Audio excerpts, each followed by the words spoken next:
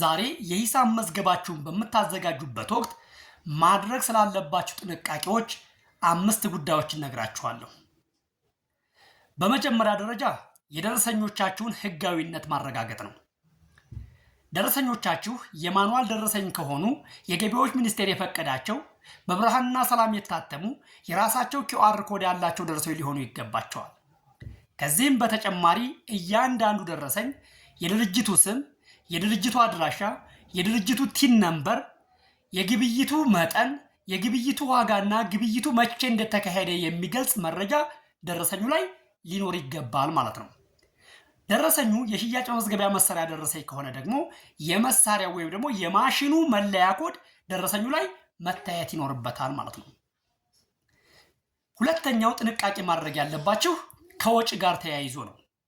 ወጫችሁ እንደ ወጪ ሊያዝላችሁ የሚገባው ወይም ደግሞ የሚያዝላችሁ ወጪው የንግድ ስራችሁን ገቢ ለማስገኘት፣ ወጪው የንግድ ስራችሁን ህልውና ለማስቀጠልና የንግድ ስራችሁን ዋስትና ለማሰጠት የወጣ ወጪ ከሆነ ወጪው በወጪነት ይያዛል። እነኚህን በወጪ ትይዛላችሁ። ነገር ግን ፐርሰናል የሆኑ ወጪዎችንና ከድርጅታችሁ ወይም ደግሞ ከንግድ ስራችሁ ጋር ሪሌትድ ያልሆኑ ወጪዎችን ማካተት የለባችሁም። እዚህም ላይ ጥንቃቄ ማድረግ ይኖርባችኋል። በሶስተኛ ደረጃ ጥንቃቄ ማድረግ ያለባችሁ እያንዳንዱ የታክስ አይነት በራሱ የሂሳብ መደብ ወይም ደግሞ ሌጀር አካውንት ላይ መመዝገብ ይኖርበታል።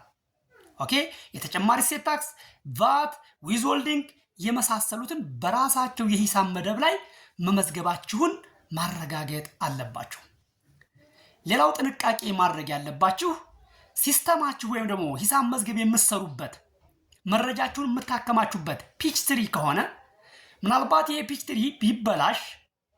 ቢበላሽ መረጃችሁን ልታጡ ስለምትችሉ ተጨማሪ ባካፕ በኤክስተርናል ድራይቭ ወይም ደግሞ በጉግል ክላውድ መረጃዎቻችሁን ማከማቸት ወይም ደግሞ ማስቀመጥ አለባችሁ። ባካፕ መጠባበቂያ ካልሆነ ሲስተሙ ድንገት ሶፍትዌሩ ቢበላሽ መረጃችሁን ልታጡ ስለምትችሉ ይህም ለእናንተ አደጋ ስለሆነ ጥንቃቄ ማድረግ አለባችሁ። ሌላው ጥንቃቄ ማድረግ ያለባችሁ ጉዳይ ከደብል ኢንትሪ ጋር ተያይዞ እያንዳንዱ ግብይት ሁለት አይነት ይመዘገባል። በሁለት አይነት ይመዘገባል ማለት ዴቢትና ክሬዲት ተብሎ ይመዘገባል።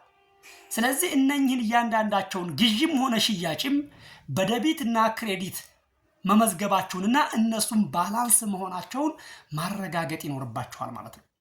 ሌላው ጥንቃቄ ማድረግ ያለባችሁ የሂሳብ መዝገባችሁ የደብል ኢንትሪ መርህን የተከተለ መሆን አለበት። እያንዳንዱ ግብይት፣ እያንዳንዱ ሽያጭ፣ እያንዳንዱ ግዥ ዴቢትና ክሬዲት ተብሎ መመዝገብ አለበት። ይህም ባላንስ መሆኑን ማረጋገጥ አለባችሁ ማለት ነው።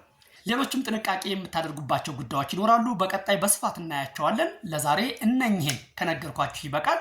ምናልባት ይህንን መረጃ ለሌሎችም ይጠቅማቸዋልና ሼር፣ ኮፒ ሊንክ እያደረጋችሁ አድርሱላቸው። ቤቱን ፎሎ አድርጉ።